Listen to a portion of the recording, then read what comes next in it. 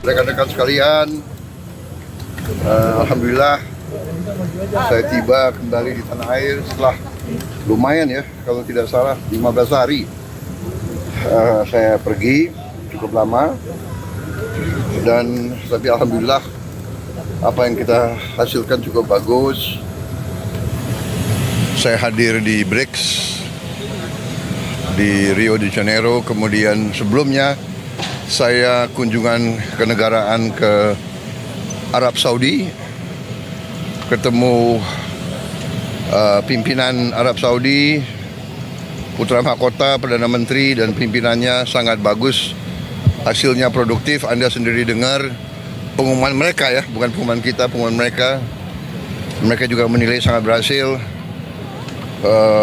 Banyak kemajuan yang kita capai di beberapa bidang. Mereka tingkatkan investasi di Indonesia. Kemudian saya juga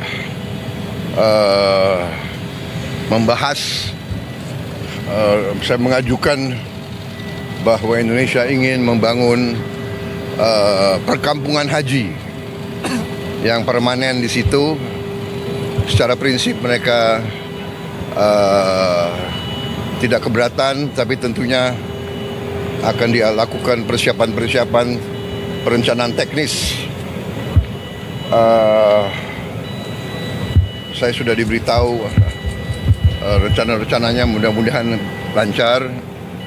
Di beberapa bidang kita juga sangat erat kerjasama dengan Arab Saudi, dengan negara-negara saudara-saudara kita di Timur Tengah,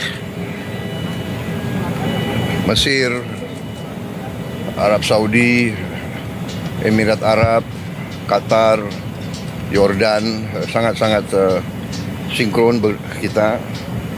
Kemudian BRICS tentunya kita juga diterima sebagai anggota.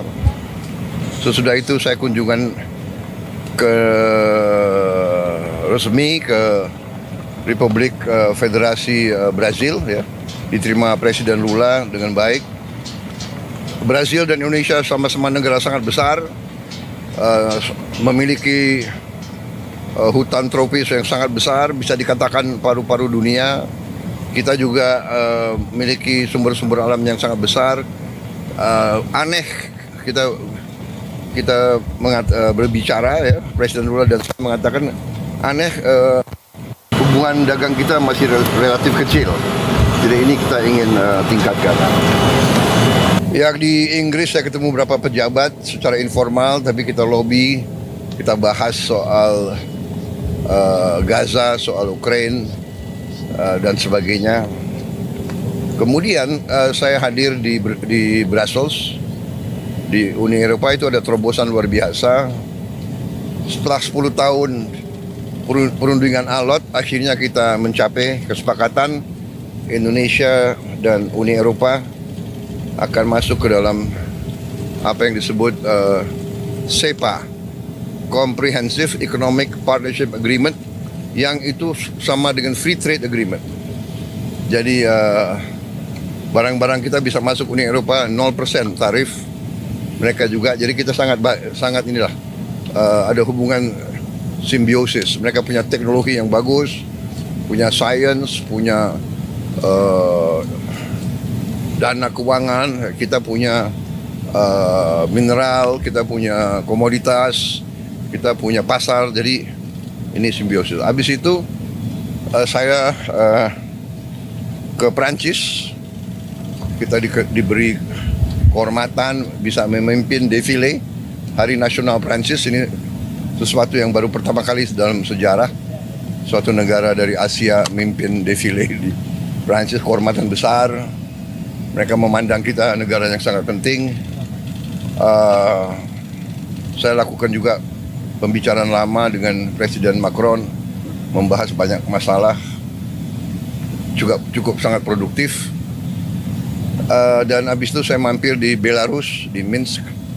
Belarus butuh banyak komunitas dari kita, dan kita juga membahas sama mereka, karena kita butuh untuk pupuk, potash dan sebagainya. Jadi habis itu langsung kembali ke sini.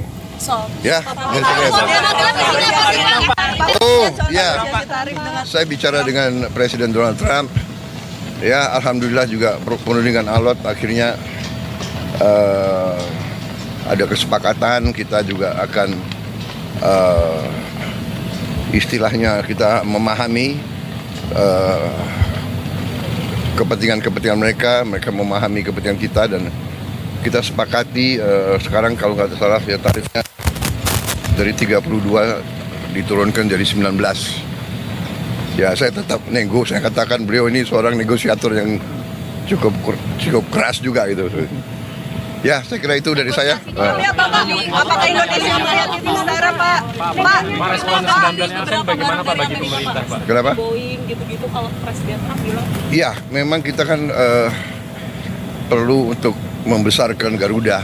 Ya, Garuda adalah kebanggaan kita. Garuda adalah flag carrier nasional. Garuda lahir dalam perang kemerdekaan kita.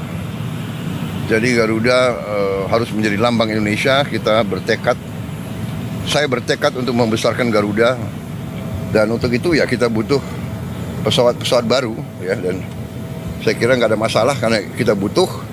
Mereka ingin jual pesawat Boeing juga cukup bagus.